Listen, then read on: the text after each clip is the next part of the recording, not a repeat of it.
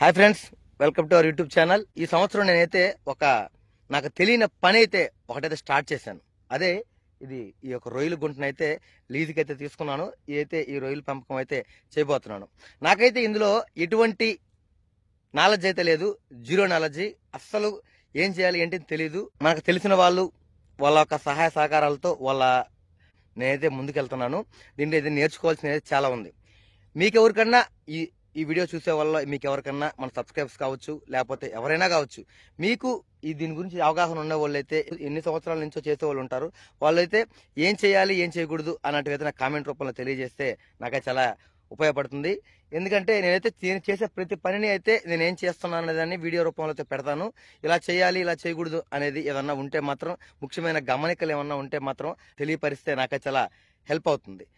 అలాగే నేనైతే ఇప్పుడైతే ఈ గుంట అయితే ఇలా ఉంది కదా, దీని ఎలా ఉండిన గుంటని వాళ్ళు మనకి ఎలా ఇచ్చారు, దీన్ని ఏ విధంగా అయితే తయారు చేశాను అనేది కూడా చెప్తాను. ప్రస్తుతానికైతే ఈ రోజు అయితే నేనైతే మంచి రోజు చేసి దానికి నీళ్ళు అయితే ఈ రోజు పంపింగ్ అయితే స్టార్ట్ చేస్తున్నాను. ముందు నేను పెట్టే వీడియోలకి కామెంట్ రూపంలో ఏం చేయాలి అనేది ఖచ్చితంగా అయితే నాకైతే మీ యొక్క అభిప్రాయాన్ని అయితే తెలియజేయండి. కామెంట్ రూపంలో ఖచ్చితంగా తెలియజేయండి.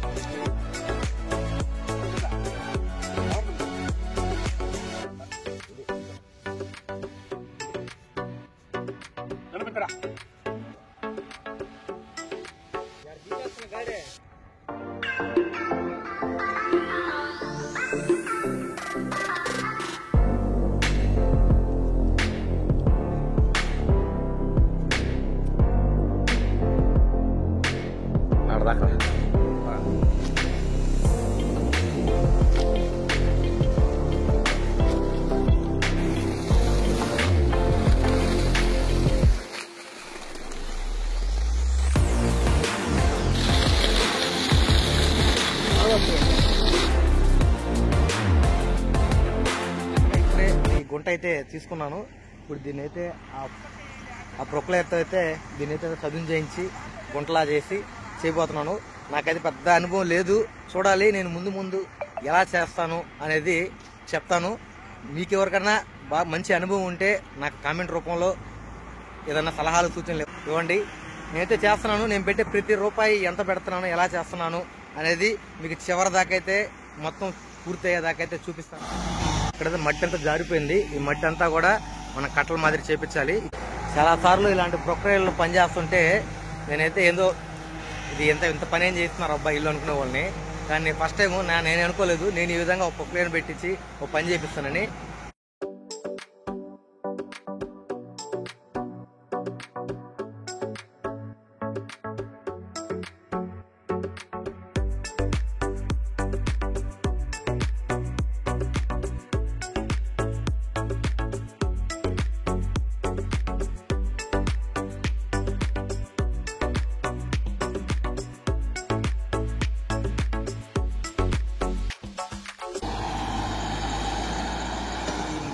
పక్కంతా తీయడానికైతే దాదాపు 1/2 పూట అయితే పట్టింది ఒక కట్ట తీయడానికి.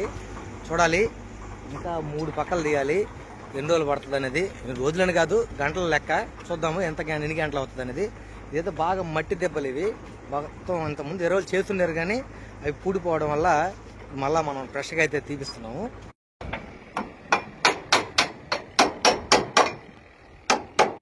కాపలా వాళ్ళు ఉండడానికిను అలాగే మనం మేత కట్లు పెట్టుకోవడానికైతే మనమైతే ఈ సాల ఒకటైతే ఒక రేకుల షెడ్ని అయితే ఏర్పాటు చేసాము.